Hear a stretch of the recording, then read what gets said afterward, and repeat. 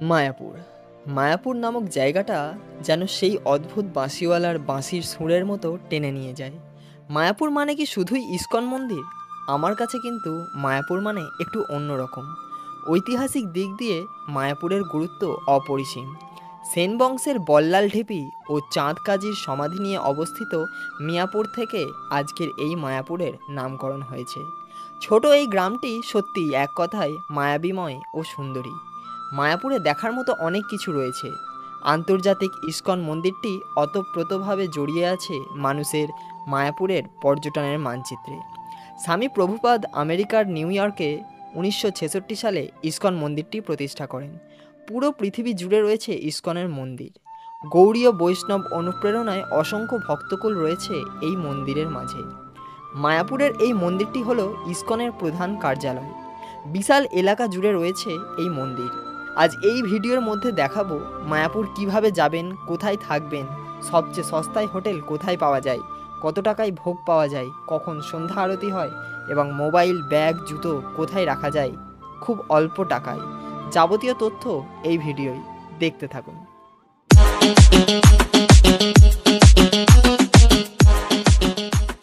নমস্কার বন্ধুরা, শুভ সকালের এক রাস মিষ্টি শুভেচ্ছা জানিয়ে আজকের ভিডিও শুরু করছি। আজকের গন্তব্য তোমরা দেখলে। এখন বাড়ি থেকে বেরোচ্ছি, ঘড়িতে টাইম হচ্ছে 6:15। মেমারি স্টেশনে নামার পর এখন আমি যাচ্ছি বাস স্ট্যান্ডে বাস ধরার জন্য। আমার টাইম হয়ে গেছে 6:50, বাসটা আছে। খুব সকালে জার্নি শুরু হওয়ায় আধো আধো ঘুমন্ত চোখে বাসের জার্নিটা শুরু করলাম। সকালের ওয়েদার ভালো হওয়ায় চোখটা একটু লেগে গেছিল। বাসের হর্নে চোখ খুললাম। এখন আছি কুসুমগ্রাম বাস স্ট্যান্ডের কাছে। এখানে মোটামুটি আর 5 মিনিট পরেই বাসটা ছেড়ে দেবে। এখান থেকে একাধিক বাস যায় হচ্ছে নবদ্বীপ যাওয়ার জন্য। তো সেক্ষেত্রে আমরা একটু আগেই চলে এসেছি। বাসটা কিছুক্ষণের জন্য হল্ট নিয়েছে। তো এখন ঘড়িতে টাইম হয়েছে হচ্ছে 7:55। মোটামুটি মেমারি থেকে এই জায়গাতে কুসুমগ্রামে আসতে সময় নিল হচ্ছে 46 মিনিট মতন। একটা বাস স্ট্যান্ড এতটা ফাঁকা, পরিষ্কার পরিচ্ছন্ন থাকবে এতটা আশা করিনি। এই অঞ্চলের মানুষজনগুলো বেশ সতর্ক এবং সচেতনতা অবলম্বন করে। বাসের টাইম হয়ে গেছে, চলো বাসে গিয়ে বসা যাক, ছেড়ে দিলে আর পাবো না। এখানকার মানুষজন অন্যান্য মানুষদেরকে বেশ সাহায্য করছে। কোন বাস কখন ছাড়বে, কোথা দিয়ে যাবে, ইত্যাদি ইত্যাদি বলে সাহায্য করছে। এইমাত্র নবদ্বীপ বাস স্ট্যান্ডে আসলাম। যতবার এসেছি ততবার হচ্ছে নবদ্বীপ রেল স্টেশনে নেমে আমরা গেছি। এবার এসেছি হচ্ছে বাসের রুট দিয়ে। তো সেক্ষেত্রে বাস রুট দিয়ে এবার যাবো, চলো। এইমাত্র টোটোই করে চলে আসলাম 20 টাকার বিনিময়ে আমরা নবদ্বীপ ফেরিঘাটের সামনে। তো এইবার অনেকক্ষণ ধরে আমরা জার্নি করছি, তো এবার একটু আমাদের খাবার খেয়ে নিতে হবে। তো এখন একটু এখানে কচুরি বেশ খুব বিখ্যাত, তো একটু কচুরি খেয়ে নিই, তারপরে আবার আমরা নৌকায় করে যাবো ওপারে। নবদ্বীপ অঞ্চলটা খাবারের জন্য খুব বিখ্যাত। এখানে খাবার খুব ভালো ভালো পাওয়া যায়। ফেরিঘাট যাওয়ার আগেই ডান দিকে একটা বড় মিষ্টির দোকানে চোখ পড়লো গরম গরম কচুরি ভাজছে। দেরি না করে ঢুকে পড়লাম কচুরি খেতে। 4 পিস কচুরি ও ছোলার ডাল 1 প্লেট নিয়েছিল 25 টাকা। দারুণ গরম কচুরির সাথে চানা। খাওয়া দাওয়া পর্ব মিটিয়ে চলে আসলাম নৌকার টিকিট কাটতে। টিকিট কাউন্টারে ভিড় না থাকায় লাইন দিতে হয়নি। নবদ্বীপের মানুষজনদের এত ভালো অমায়িক ব্যবহার প্রত্যেকটা পদক্ষেপে বুঝিয়ে দিচ্ছে। টিকিট কাটতে গিয়ে খুব মিষ্টি সুরে টিকিট মূল্য বলল জন প্রতি 5 টাকা। আমরা দুজন থাকায় কেটে নিলাম 2টো টিকিট। এইমাত্র টিকিট কেটে নিলাম। এখানে ট্রাই করে আমরা যাব। এখানে 2 রকমের ব্যবস্থা আছে, একটা হচ্ছে লঞ্চে আর একটা হচ্ছে নৌকাতে। তো লঞ্চে যদি তোমরা যেতে চাও সেক্ষেত্রে টিকিট ভাড়া হচ্ছে 10 টাকা, আর যদি তোমরা নৌকায় যাও সেক্ষেত্রে জনপ্রতি 5 টাকা। তো আমরা টিকিটটা কাটলাম, সেটা হচ্ছে নৌকাতে যাওয়ার জন্য। এখানে গাড়ি মোটরসাইকেল নিয়ে যাওয়ার জন্য আলাদা আলাদা ভাড়া আছে। তো আমরা যেহেতু হেঁটেই এসেছি তো সেক্ষেত্রে হেঁটেই যাবো নৌকাতে। ফেরিঘাটে উঠে নৌকার ওনার বলছিল তোমরা ডান দিকে চলে যাও যারা কোনো যানবাহন নিয়ে যাচ্ছ না। যারা যানবাহন নিয়ে যাচ্ছ তারা নৌকার বাঁ দিক করে চাপো, এতে নৌকার ভারসাম্য ঠিক থাকবে। মানুষজন একটু ভর্তি হলে তারপরেই এখানে এটা ছাড়তে লাগবে। তো এখন আছি আমরা নৌকার মধ্যে। নৌকা ভর্তি হতে 5 মিনিট সময় লাগলো না। পরস্পর মানুষজন এসেই যাচ্ছে। সেই সুযোগে আমিও গঙ্গা নদীকে সাক্ষী রেখে নৌকার ওপর একাধিক ফটোগ্রাফি, ভিডিওগ্রাফি করার সুযোগ পেলাম। একদল নৌকা এই ঘাট থেকে মায়াপুর ঘাটের দিকে যাচ্ছে, আর একদল নৌকা মায়াপুর থেকে নবদ্বীপ ঘাটের দিকে আসছে। সবার মুখে আনন্দের একটা হাসি লেগেই আছে। এইমাত্র সবাই আমরা এসে পৌঁছালাম মায়াপুর ঘাটে। সবাই নামছে, দেখতে পাচ্ছ। চলো এবার আমরাও নামবো। বাস্তব কেমন লাগছে? অসাধারণ লাগছে না? অনেকে ঘুরতে আসছে, এই দেখো অনেকে আমার মোটরসাইকেলও নিয়ে এসছে। চলো এবার আমরা যাই। সব যাত্রীরা নেমে যাওয়ার পর আমি আর বাস্তব নামলাম নৌকা থেকে, যাতে একটু ফাঁকায় ফাঁকায় যেতে পারি। জায়গাটাতে আসলেই একটা আলাদাই অনুভূতি। আমাদের কাটা টিকিট এখন জমা নিচ্ছে মায়াপুর ফেরিঘাটে। টিকিট দেখিয়ে বেরিয়ে আসলাম ফেরিঘাটের বাইরের রাস্তা থেকে। মেঘলা ওয়েদার ও সাথে রাস্তার দুই ধারে গাছ পেরিয়ে মনোরম ওয়েদারে প্রবেশ করলাম স্বয়ং মায়াপুর ধাম। মায়াপুর ঘাটে নেমে অনেক রকম ভাবে ইসকন মন্দিরে যাওয়া যায়। যেমন হচ্ছে এখানে একাধিক টোটো আছে, তো আমরা টোটোই করে যাচ্ছি না, যেহেতু বাস্তব প্রথমবার এসেছে, তো ও বললো যে আমরা হেঁটে হেঁটেই যাই, পুরোটা দেখতে পারবো, কভার করতে পারবো। তো সেক্ষেত্রে আমরা হেঁটেই যাচ্ছি। তো তোমরা যদি টোটোই করে যেতে চাও, এখানে তোমার মায়াপুর ফেরিঘাট থেকে তোমার ইসকন অবধি নিয়ে যাবে 10 টাকা ভাড়া। তো আমরা হেঁটেই যাচ্ছি। মায়াপুর ধামের বড় গেট পেরিয়ে প্রবেশ করে প্রথমেই চোখ পড়ল গৌড়ীয় মঠ বা লোটাস টেম্পল বা সমাধি মন্দিরের দিকে। প্রথমে ভাবছিলাম এই মন্দিরে হয়তো দেখার মতো কিছু নেই, তাই প্রবেশ করব না, কিন্তু বন্ধুর রিকোয়েস্টে একবার ঢুকে দেখেই নিলাম। এই মন্দিরের অন্দরমহল বড়ই সুন্দর, বেশ শান্ত প্রকৃতির। এই মন্দিরের বিস্তারিত ঘটনা জানতে ওপরে আই বাটনে তোমরা ক্লিক করে দেখে নিতে পারো এই মন্দিরের যাবতীয় তথ্য।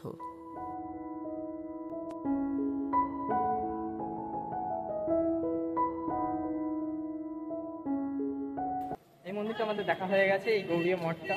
এবার আমরা বেরিয়ে যাব, এখান থেকে চলে যাব এবার আমরা হোটেলটা মন্দিরের ভেতরে দেখার জন্য।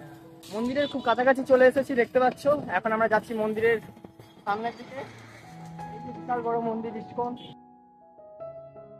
ওয়েদারটা ভালো আছে, কিন্তু যে গরম ভাবটা সেইটা প্রচন্ড আছে, কারণ আকাশটা মেঘলা করে আছে, রোদ সেভাবে নেই, কিন্তু একটা দমকা যে গরমটা সেইটা আছে। যাই হোক, আমরা ফার্স্টেই এখন যাচ্ছি মন্দিরের ভেতরে, সেখানে গিয়ে হোটেল নেব। হোটেল নেওয়ার পরে আমরা একটু ফ্রেশ হয়ে নিয়ে তারপরে আমরা যাব খাবার জন্য। তো প্রথমে আমাদেরকে যেটা করতে হবে সেটা হচ্ছে আমাদের কুপনটা কেটে নিতে হবে। জীবনে অর্থের মূল্য আছে, কিন্তু অর্থই সব নয়। কি ভিউ দেখো, শত কোটি টাকার ভিউ। ফাইনালি প্রবেশ করলাম সব থেকে বড় ইসকন মন্দির। এবার এখানে ঢুকে প্রথম কাজ হচ্ছে আমাদের কুপনটা কেটে নেওয়া, তা না হলে আমরা খাবার পাবো না। যত তাড়াতাড়ি পারবো আমাদের কুপনটা কেটে নিতে হবে, কারণ সব থেকে যেটা দামি আছে সেটাই আমরা খাবো বলে ঠিক করেছি। চলো কুপনটাকে কেটে নেওয়া যাক। এখানে হচ্ছে কুপনের কাউন্টার, এবার কত দামের কি আছে জেনে নিই। মন্দিরে প্রবেশের পরই বাঁ-দিকে দেখতে পাবে বিরামহীন নাম কীর্তনের মন্দির। এটি এখানে সবচেয়ে পুরনো মন্দির, যা খড়ের ছাউনি দিয়ে তৈরি। সেখানে অনেক দেশি বা বিদেশি ভক্তগণের কৃষ্ণ নাম কীর্তন করতে শুনতে পাওয়া যায়। যত দূরেই নিয়ে যায় না কেন ক্যামেরাটা ঠিকঠাক আসছে না, এতটাই বড় এই মন্দির। চতুর্দিকে শ্বেত পাথর দিয়ে ঢাকা, হালকাই একটা ঠান্ডা বাতাস এখান দিয়ে বয়ে যাচ্ছে। যাই হোক, এর পাশ দিয়ে এখন যাব আমরা গদা ভবনে। এন্ট্রি গেটের বাঁ দিক দিয়ে গেলেই সোজা আমরা পেয়ে যাব হচ্ছে গদা ভবনের টিকিট। বিশাল জায়গা নিয়ে এই জায়গাটা তৈরি। আমরা এখন যাচ্ছি গদা ভবনের ইন ফ্রন্ট অফ গদা ভবন। এই হচ্ছে গদা ভবনের রিসেপশন।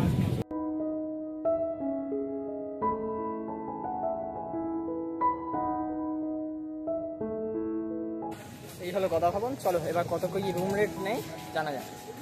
এইমাত্র গদা ভবনে এসে পৌঁছলাম, আমরা চাবি পেয়ে গেছি। এই যে দেখতে পাচ্ছ চাবি, আমাদের রুম নাম্বার দিয়ে দিয়েছে হচ্ছে 312 গদা ভবনে। এবার রুমটা কেমন তোমাদের সাথে শেয়ার করবো, ঠিক আছে? তো চলো রুমটা তোমরা দেখে নাও।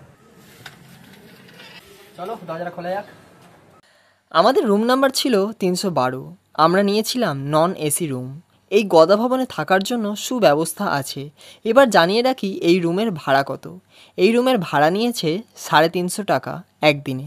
যেহেতু এই রুমে আমি আর আমার বন্ধু ছিলাম, তাহলে বুঝতেই পারছো কত টাকা করে পড়েছে এক একজনের। খুব স্বল্প মাত্রায় মায়াপুরে ভালো রকমের রুম পাওয়া যায়। মোটামুটি গদা ভবনে 350 টাকা থেকে শুরু করে 3 থেকে 4 হাজার টাকা অবধি রুম পাওয়া যায়। এই হচ্ছে আমাদের রুম, দেখতে পাচ্ছ। এবার এই রুমের মধ্যে কি কি দিয়েছে সেটা তোমাদের দেখাই। এখানে আছে হচ্ছে বেড, এখানে একটা বেড, আর এখানটাতে আছে একটা ড্রয়ার, দুটো বালিশ এক্সট্রা, দুটো গায়েতে ঢাকা দেওয়ার জন্যে কম্বল। সো বাস্তব, তো তুমি বলো তোমার কেমন লাগলো? খুব ভালো রুম, দেখা যাক এবার চল এবার একটু ফ্রেশ হয়ে নেওয়া যাক, তারপরে আমরা এবার খাবারের জন্য বুক করবো। তাহলে রুম নেওয়া হয়ে গেছে, এইবার আমরা যাব টিকিটটা কাটতে, ঠিক আছে? চলো টিকিটটা কেটে নেওয়া যাক। গদা ভবনে আমাদের রুম থেকে একদম নিচেই ভোগ পাওয়া যায় ঠাকুরের। আমরা যেই ভোগ খাওয়ার কুপনটা কেটেছিলাম সেটার দাম নিয়েছিল 150 টাকা জন প্রতি। সত্যি কথা বলতে কি, এই 150 টাকার কুপন খুব তাড়াতাড়ি শেষ হয়ে যায়। ভাগ্য ভালো থাকায় 150 টাকার কুপন পেয়ে গেছি। এছাড়া 50 টাকা 80 টাকার কুপন পাওয়া যায় ভোগ খাওয়ার জন্য। অতীতের অভিজ্ঞতায় 2 রকমের টেস্ট করা আছে বলে এবারে 150 টাকার কুপন কাটলাম। আমি যেহেতু গেছিলাম রথের মাঝামাঝি সময়, তাই রথগুলো বাইরে বের করা ছিল, তাই রথ দেখতে পেয়েছি। যাই হোক, এই সময় আমরা রথের মাঝামাঝি সময়ে এসেছি, ওই জন্য আমরা এই রথগুলোকে আপাতত দেখতে পাচ্ছি। আর যদি উল্টো রথের সময় আসতাম তখন হয়তো আরও ভিড় থাকতো, রুম পাওয়াই যেত না, এরকম একটা সিচুয়েশন। যাই হোক, রথগুলো দেখলাম, বেশ ভালো লাগলো। অনেক বড় বড় রথ, মায়াপুরে এসে এরকম রথ দেখতে পারবো এটা কখনো এক্সপেক্ট করিনি। যাই হোক, খুব ভালো লাগলো। বেলার দিকে প্রচণ্ড ভিড় হয়ে যাবে, ওই জন্য আমি তোমাদের এখন দেখিয়ে দিচ্ছি। এই জায়গাটাতে জুতো রাখা এবং মোবাইল রাখা বা ব্যাগ রাখার জন্য অনেক কটা কাউন্টার করা আছে। এখানে জুতো রাখার জন্য সেরকম কোনো টাকা নেয় না, কিন্তু মোবাইল এবং ব্যাগ রাখার জন্য টাকা নেয়। কত টাকা নেয় সেটা আমি তোমাদের বিকেলবেলার দিকে জানাবো। বন্ধুরা, শুভ দুপুর। এখন আমি আর বাস্তব যাচ্ছি দুপুরে লাঞ্চ করার জন্যে। ও রেডি হয়ে গেছে, আমিও রেডি হয়ে নিয়েছি। এখন ঘড়িতে টাইম হচ্ছে 12টা 53। এখন আমরা লাঞ্চের জন্য চলে যাচ্ছি। আমরা খাবো হচ্ছে গদা ভবনে, আর গদা ভবনের টিকিট হচ্ছে 150 টাকা পার হেড বোধ হয়, তাই তো? তারপরে একবার আমরা রাউন্ড মেরে নেবো, তারপরে দুপুরবেলা রেস্ট নিয়ে আবার বিকেলবেলায় বেরোবো। চলো ছবি তুলতে ব্যস্ত, চল আয়। গদা ভবনে লাইনে দাঁড়ালাম ভোগ খাওয়ার জন্য। এখানে প্রভুজিরা বলছিল টিকিটগুলো হাতে যে যার নিজে নিয়ে রাখুন, এতে তাদের টিকিটগুলো কালেক্ট করতে সুবিধা হবে। মানুষজনের ভিড়ও হয়েছে বেশ। প্রথমবারেই আমরা খাবার খাওয়ার সুযোগ পেয়ে গেছি ভিড় হওয়ার আগেই। প্রবেশ করেই শান্ত আবহাওয়ার সাথে এসির হাওয়া মন প্রাণকে স্বস্তি দিচ্ছে। একে একে মানুষজন এসে প্রবেশ করে তাদের আসন গ্রহণ করছে ডাইনিং টেবিলে। এখানে সমগ্র খাবার হচ্ছে নিরামিষ, তাই ব্যক্তিগতভাবে আমি জানি না কোন খাবারের কি নাম। এখানে অনেক রকমের পদ আছে, নাম না জানা সত্ত্বেও তোমাদের একবার দেখিয়ে দেওয়ার চেষ্টা করলাম। এদের খাবার পরিবেশন করার স্টাইলটাও যেন আলাদা রকমের। থালার ওপর কলাপাতা ও সাথে 6টা বাটি দিয়ে পরিবেশন করলো থালা। বাটিগুলো থালার মধ্যে থাকবে নাকি থালার বাইরে থাকবে সমগ্র তারা গাইড করে দিচ্ছিল স্পিকারের মাধ্যমে। খাবার খাওয়ার আগে ভগবানের নাম দর্শন করা শুরু হলো।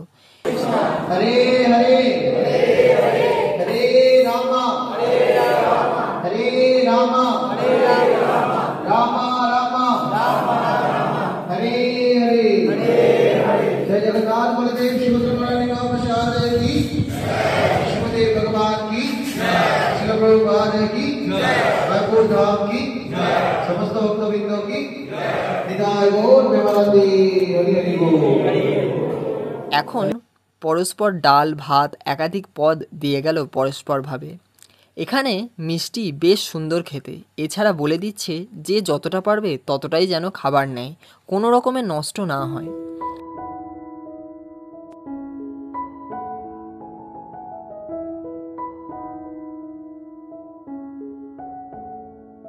দুপুরের খাওয়া দাওয়া শেষ করে এক পাক মেরে নিলাম মন্দির চত্বরটা দেখার জন্য। বৃষ্টি হয়েছিল কিছুক্ষণ আগেই, তাই রাস্তাঘাট বেশ ভালো রকম ভেজা। বন্ধুরা, এখন তোমরা যেই ঘরটা দেখতে পাচ্ছ দরমা দেওয়া, অনেক ক্ষেত্রে কী হয়, মায়াপুরে এসে অনেক হোটেলের দাম অনেক বেশি হওয়ায় সাধারণ মানুষ এফোর্ড করতে পারে না।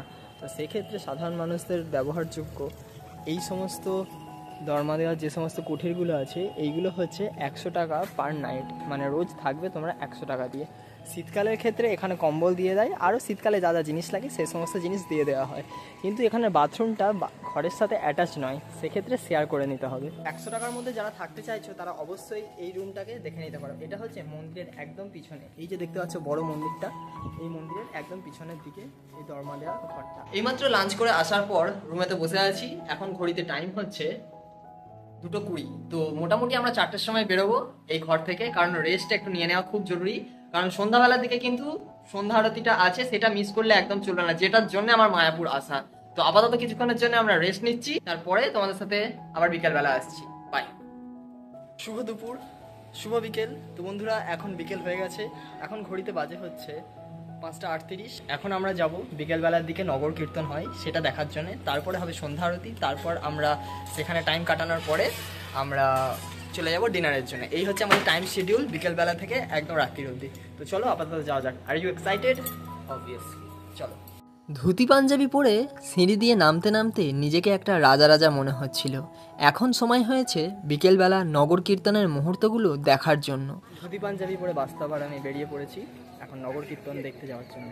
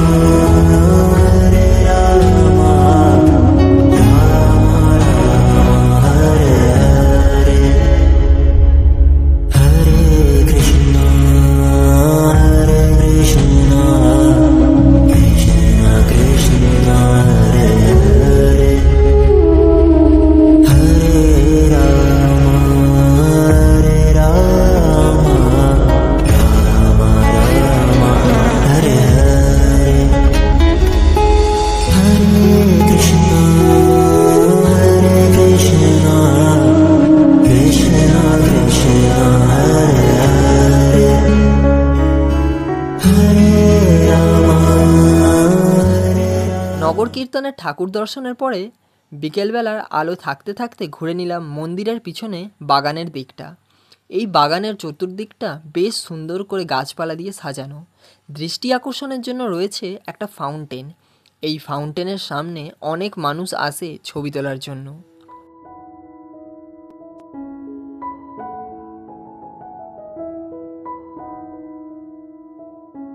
কেমন লাগছে ফাউন্টেনটা কেমন লাগছে? এই ফোয়ারাটা দেখার পরে প্রবেশ করলাম বাগানে। এই বাগানের ভেতরেও একটা মন্দির আছে ছোট মতো। এই মন্দিরের চতুর্দিকে গোল গোল করে স্লিপার দিয়ে বাঁধা আছে, যার মধ্যে ঠাকুরের নাম নিতে নিতে গোল ঘুরতে হয়। প্রসঙ্গ যখন অভিজ্ঞতার, তখন জুতো খুলে আমিও নেমে পড়লাম মাঠে ঠাকুরের নাম নিতে নিতে গোল গোল স্লিপারের মধ্যে।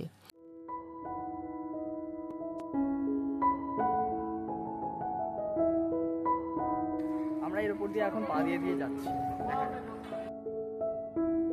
এখন বেশ সন্ধ্যা হয়ে আসছে, তাই মন্দিরের বাইরে গিয়ে তিলক কেটে আসলাম। সকালবেলায় তিলক কাটিনি গরমের জন্য, তাই সন্ধ্যাবেলা এখন তিলক কেটে নিয়েছি। কি সুন্দর লাগছে আমাকে, তাই না?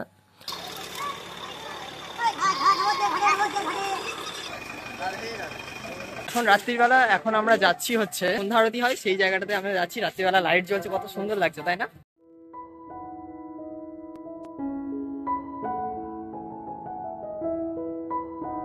তো রাত্রেবেলার দিকে আমরা এই তিলকটা কাটলাম, সকালবেলার দিকে তিলকটা কাটিনি, কারণ সকালবেলার দিকে প্রচন্ড গরম ছিল। আর যার জন্যে যদি তিলকটা কাটতাম তাহলে কিন্তু ঘামের সাথে সাথে উঠে যেত। তো সেক্ষেত্রে আমরা ভাবলাম যে রাত্রেবেলা হবে, তো তারপরে আমরা তিলকটা কাটবো। তো এইবার এই যে যেখানটাতে সন্ধ্যা আরতিটা হয় সেইখানটাতে ঢুকতে গেলেও কিন্তু আমার মোবাইলটা জমা দিয়ে দিতে হয়। মোবাইল ব্যাগ ট্যাগ যা আছে জমা দিয়ে দেবো, তারপর সেফ ভাবে আমরা যাবো।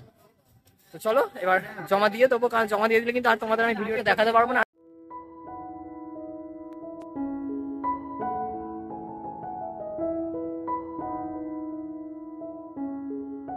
এর ভেতরটার জন্যেই এই যে সুপার এক্সাইটেড, এই যে একটা মনোরম সন্ধ্যা আরতির সময়টা, তো এইটার জন্যই আমার মায়াপুরে আসা, এটার জন্যই হচ্ছে মায়াপুরে আসা। তো এটা দেখবো, ভেতরে অনেক নাচ গান, কিন্তু এটা আমি শেয়ার করতে পারবো না।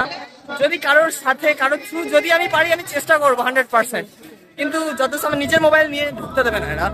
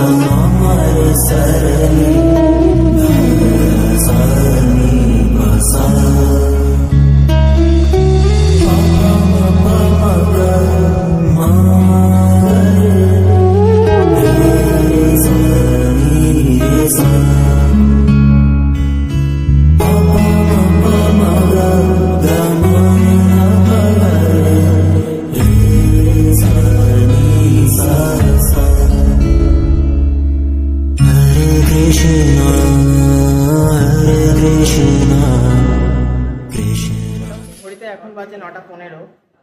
এখন আমরা যাচ্ছি গদা ভবনে খাবার জন্য। লাস্টে যে ডিনারটা আছে সেই ডিনারটার যেটা দাম সেটা হচ্ছে নিয়েছে 50 টাকা করে পার হেড। দেখা যাক এর মধ্যে কি আছে, তোমাদের সাথে শেয়ার করবো।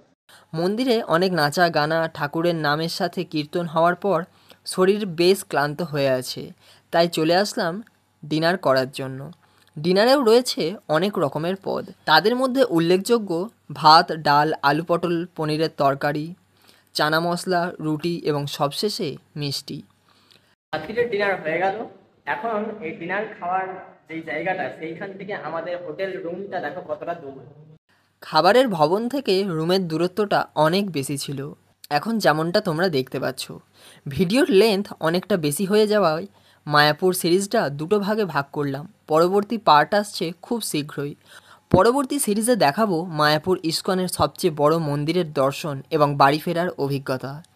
মায়াপুরের এই সিরিজ তোমাদের কেমন লাগলো? যদি তোমাদের ভালো লেগে থাকে তো অবশ্যই ভিডিওটাকে লাইক, শেয়ার, কমেন্ট করে পাশে থেকো, যাতে এই রকম ভিডিও তোমাদের সাথে প্রতিনিয়ত ছেড়ে থাকতে পারি। ততক্ষণ তোমরা ভালো থাকো, সুস্থ থাকো। দেখা হচ্ছে পরের ভিডিওয়। আজকের জন্যে বাই।